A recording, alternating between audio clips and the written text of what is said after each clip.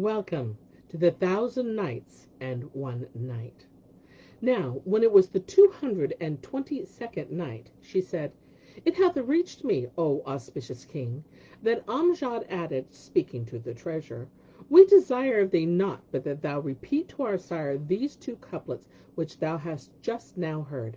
And I conjure thee by Allah to have patience with us, whilst I cite to my brother this other pair of couplets. Then he wept with sore weeping, and began. The kings who fared before us showed us of instances full many a show, of great and small, and high and low. How many these one road have trod? Now, when the treasurer heard these words from Amjad, he wept till his beard was wet, whilst Assad's eyes brimmed with tears, and he in turn repeated these couplets. Fate frights us when the things is past and gone. Weeping is not for form or for face alone. What ails the knights? Allah blot out our sin, and be the knights by our other hands undone. Ere this Zubair's son felt their spiteful hate, who fled for refuge to the house and stone. Would that the Qajar was for Amru slain. They had ransomed Ali with all men they owned. Then with cheeks stained by tears, down railing he recited also these verses.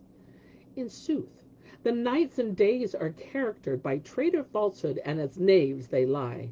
The desert reek recalls their teeth that shine. All horrid blackness is their kohl of eye. My sin, anent the world which I abhor, is sin of sword when sworders fighting high.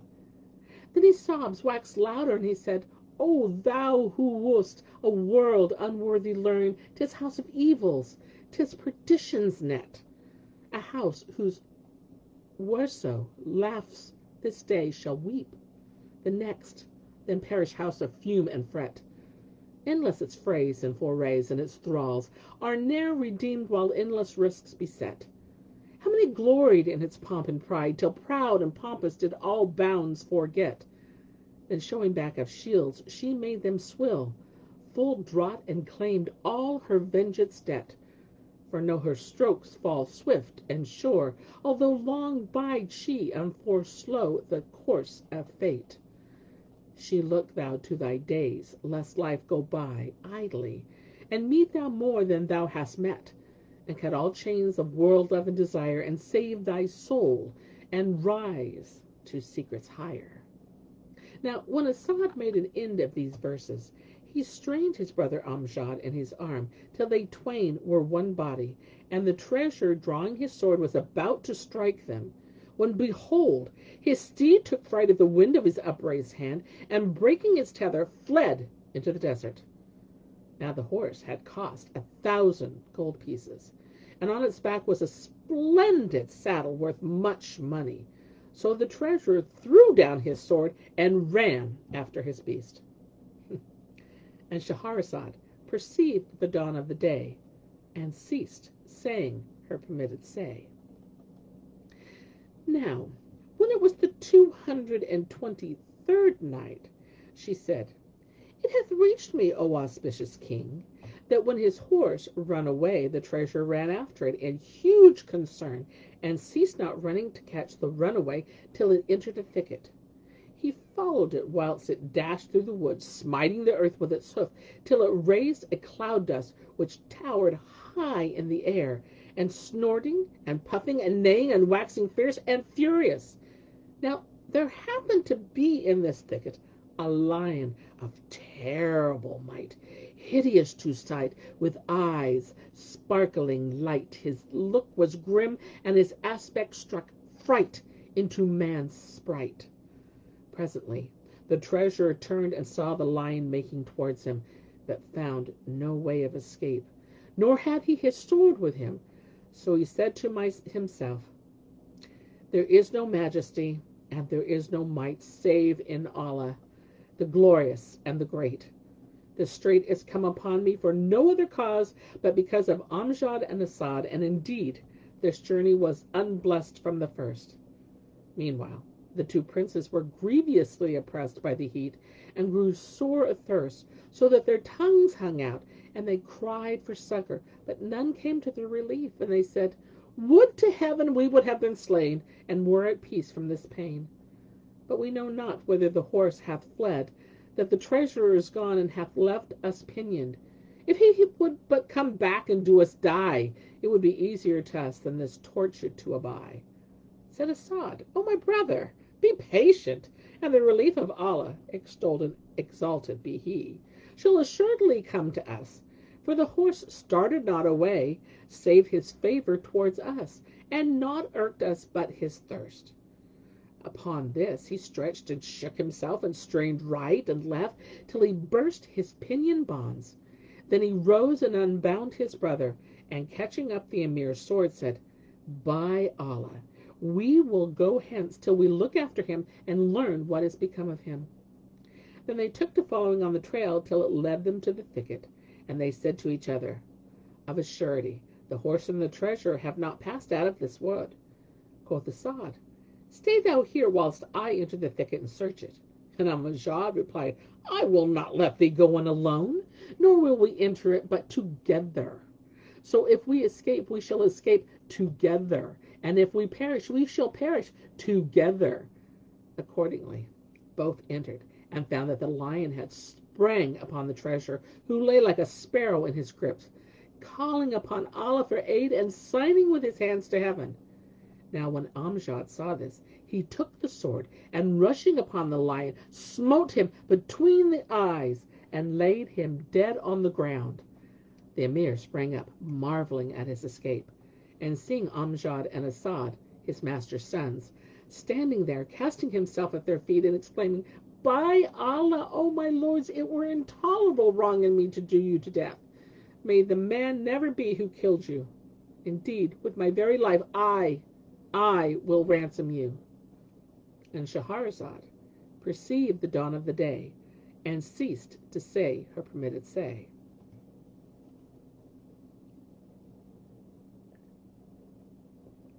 Now, when it was the 224th night, she said, It hath reached me, O auspicious king, that quoth the treasure to Amjad and Asad, With my life I will ransom you both.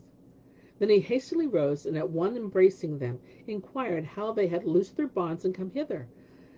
Whereupon they told him how the bonds of one of them had fallen loose, and he had unbound the other, whereto they were helped by the purity of their intentions, and how they had tracked his trail till they came upon him. So he thanked them for their deed, and went with them forth of the thicket. And when they were in the open country, they said to him, O uncle, do our father's bidding. He replied, Allah forbid that I should draw near to you with hurt. But know ye that I mean to take your clothes, and clothe you with mine. Then will I find 2 vials with the lion's blood, and go back to the king, and tell him I have put you to death. But as for you two, fare ye forth into the lands, for Allah's earth is wide. And know, O my lords, that it paineth me to part from you. At this they all fell a-weeping. Then the 2 youths put off their clothes, and the treasurer habited them with his own. Moreover, he made 2 parcels of their dress, and filling 2 vials with the lion's blood, set the parcels before him on his horse's back. Presently he took leave of them, and making his way to the city, ceased not faring till he went into King Kamar al-Zaman, and kissed the ground between his hands. The king saw him, changed in face and troubled, which arose from his adventure with the lion, and deeming this came of the slaughter of his 2 sons, rejoined and said to him, Hast thou done the work? Yes, O my lord, replied the treasurer, and gave him the 2 parcels of clothes, and the 2 vials full of blood. Asked the king, What dost thou observe in them, and did they give thee any charge? Answered the treasurer, I found them patient, and resigned to do what came down upon them, and they said to me, Verily, our father is excusable. Bear him our salutation, and say to him, Thou art quit of our killing. But we charge thee, repeat to him these couplets. Verily, women are devils created for us. We seek refuge with God from the artifice of the devils. They are the source of all misfortunes that have appeared among mankind in the affairs of the world and of religion. When the king heard these words of the treasurer, he bowed his head earthwards a long while, and knew his son's words to mean that they had been wrongfully put to death. Then he bethought himself of the perfidy of women, and the calamities brought about by them. And he took the two parcels, and opened them, and fell to turning over his son's clothes, and weeping. And Shahrazad perceived the dawn of the day, and ceased saying her permitted say.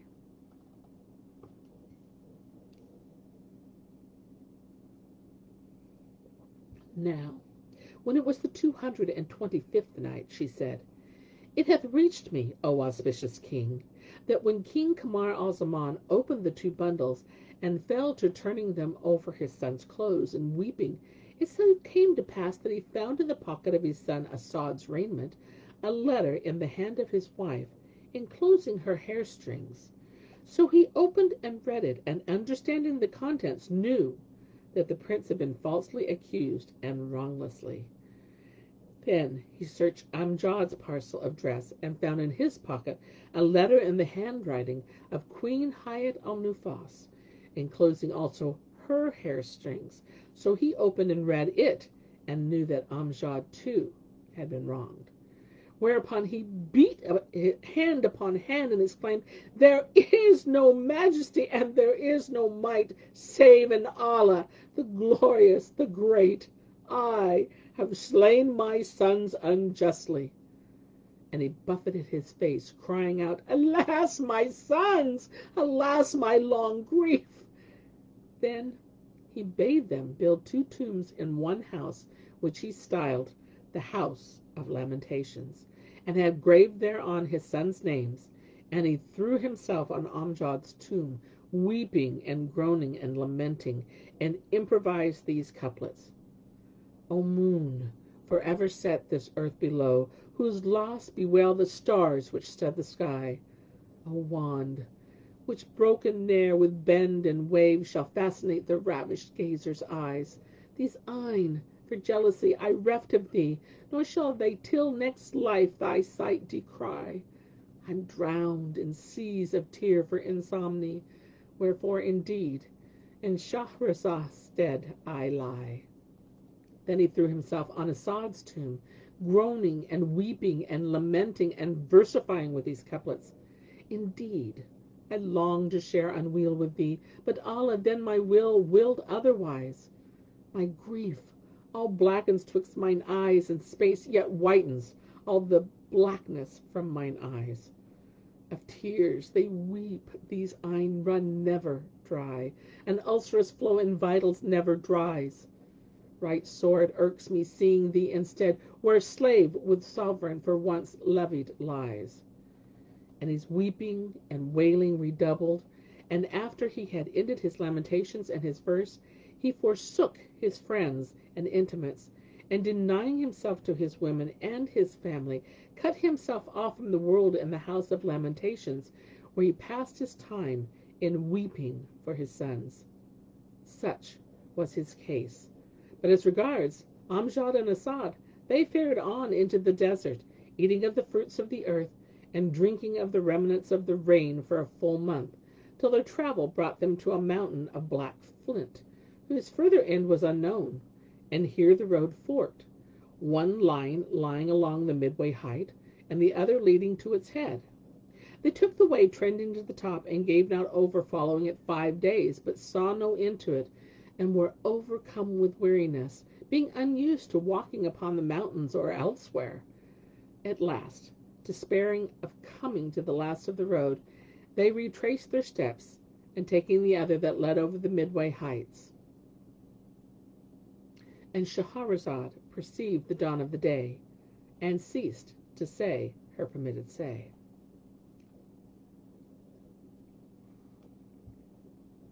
Now, when it was the 226th night, she said, It hath reached me, O auspicious king, that Princes Amjad and Asad returned from the path leading to the mountain head, and took that which ran along the midway heights, and walked through all that day till nightfall, when Asad, weary with much travel, said to Amjad, O my brother, I can walk no farther, for I am exceeding weak.